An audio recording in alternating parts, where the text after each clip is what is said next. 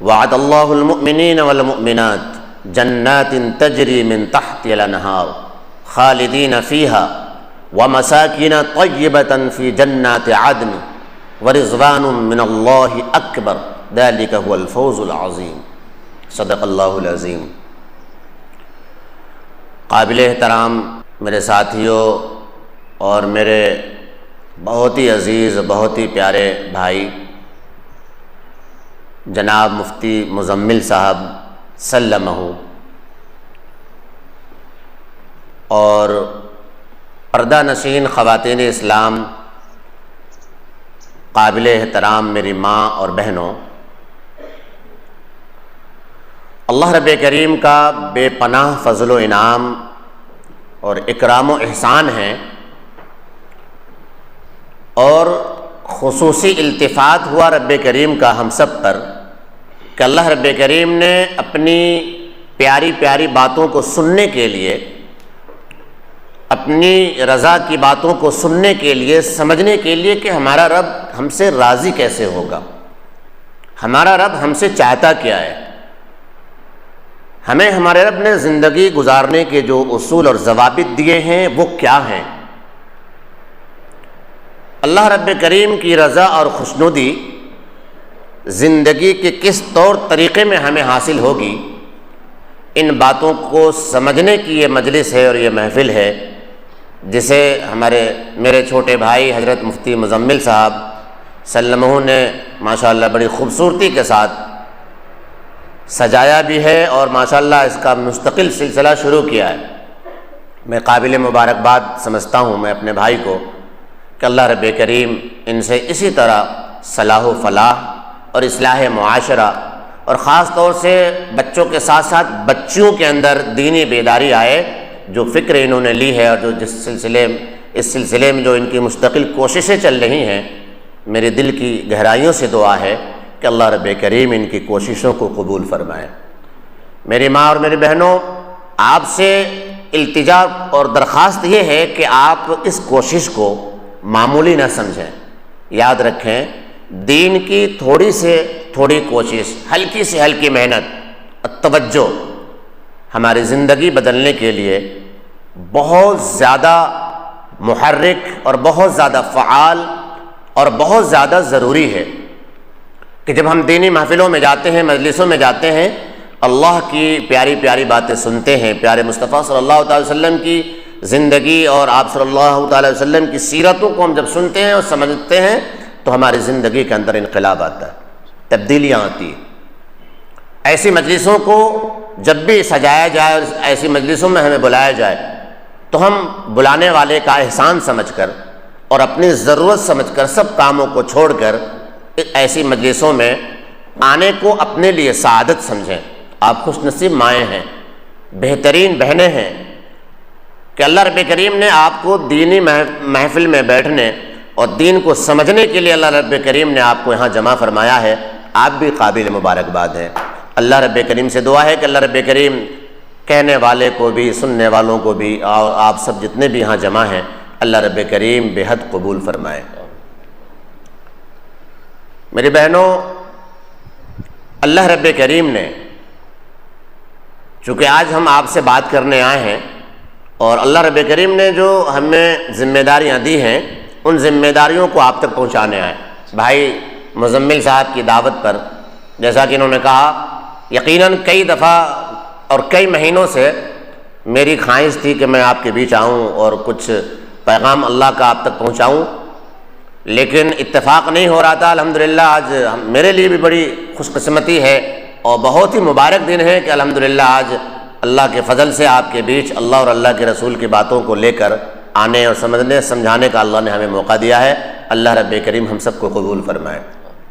اب اصل گفتگو کی طرف ہم آتے ہیں۔ میرے بہنوں، جلسوں میں جانے، محفلوں میں شرکت کرنے، اور خاص طور سے ہماری خواتین حضرات کے اندر جو بیداری آئے، اس کی جو مہم حضرت مفتی صاحب نے شروع کی ہے، اس کی قیمت وصول کیسے ہو، اس کو کیسے قیامت بنایا جائے۔ تو میری بہنوں، آپ سے میں یہ درخواست کروں گا کہ جب بھی آپ اس مجلس میں شرکت کے لیے آئیں، گھر سے نیت کر کے چلیں کہ انشاءاللہ وہاں جو بھی باتیں ہوں گی دھیان سے ہم سنیں گے اور ان باتوں پر عمل کر کے زندگی گزاریں گے انشاءاللہ۔ سب سے پہلے عمل کی نیت ہو، عمل کی نیت کر کے جب گھر سے چلیں گی نا تو اللہ رب کریم جو بھی باتیں یہاں کہلوائے گا وہ باتیں آپ کے سمجھ میں آئیں گی اور انشاءاللہ زندگی میں تبدیلی کے لیے بہت ہی کارآمد ہوں گی۔ اللہ رب کریم نے جہاں مردوں کو عزت بخشی ہے اور اللہ رب کریم نے جہاں مردوں کو نصیحت فرمائی ہے، بہنوں کو، ماؤں کو، بیٹیوں کو، بیویوں کو اللہ رب کریم نے مردوں سے الگ نہیں رکھا ہے۔ عبادت کے جتنے بھی اعمال ہیں، عبادت کے جتنے بھی طور طریقے ہیں، رضا الہی کے جو بھی اعمال اور افعال ہیں، مرد حضرات اگر ان اعمال افعال کو کرتے ہیں اور ان اعمال افعال پر جو اجر و ثواب مرتب ہوتے ہیں مردوں کے لیے، اللہ رب کریم نے میری پیاری پیاری بہنوں آپ کے لیے بھی وہی اجر و ثواب رکھا ہے۔ اللہ رب کریم نے آپ کو کہیں بھی تنہا نہیں چھوڑا۔ اگر میں صحیح اور سچی بات کہوں، آپ قرآن کریم کو پڑھیے اور اس کو سمجھنے کی کوشش کیجئے تو قرآن کریم میں جا بجا اللہ رب کریم نے جس خصوصیت سے اور جس توجہ سے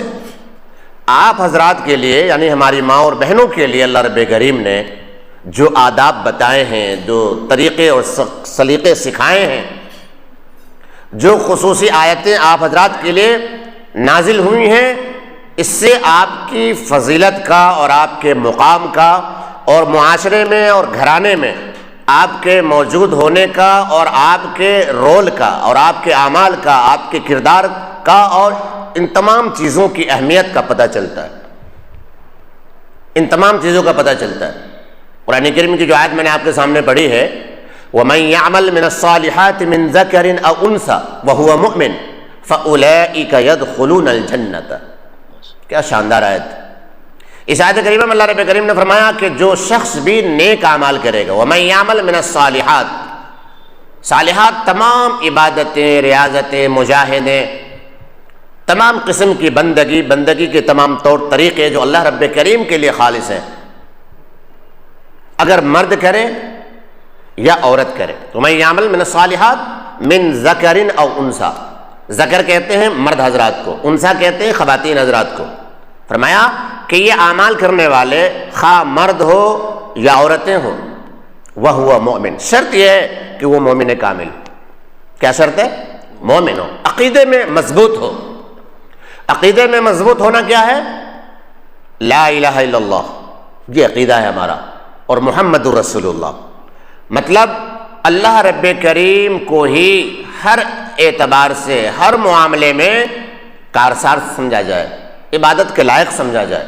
کہ ایک اللہ کے سوا کوئی بندگی کے قابل نہیں، اسی کی ذات سے ساری چیزیں وابستہ ہیں۔ عزت کا وہ مالک ہے، ذلت بھی اسی کے یہاں سے آتی ہے، بیمار وہ کرتا ہے، تندرستی بھی وہ دیتا ہے۔ اگر گھر میں بحیثیت ماں آپ کی بہت عزت ہے تو یہ اللہ کا انعام، شوہر آپ سے بہت پیار کرتا ہے، یہ اللہ کا انعام ہے،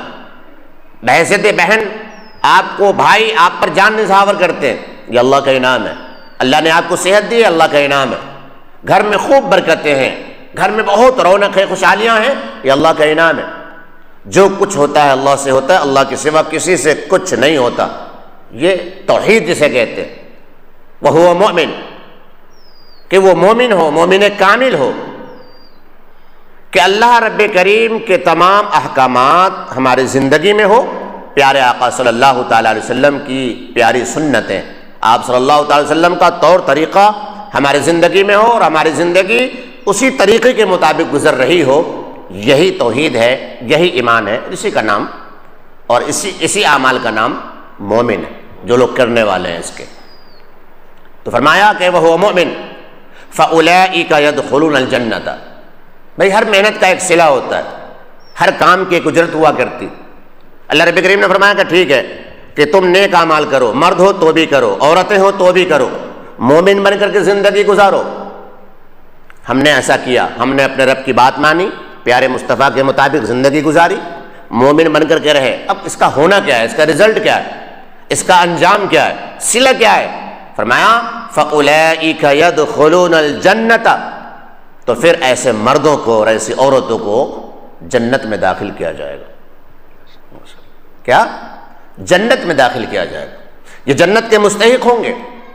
یہ نہیں فرمایا کہ مرد حضرات اعمال صالحہ کریں تو ان کے لیے جنت ہے، یہ نہیں فرمایا گیا کہ عورتوں کے لیے جنت نہیں ہے یا جنت کے کم درجات ہیں۔ کئی دفعہ ایسا ہوا اور ہوتا ہے کہ بہت ساری بہنیں عبادت اور ریاضت اور بندگی کر کے مردوں کو پیچھے چھوڑ کر بہت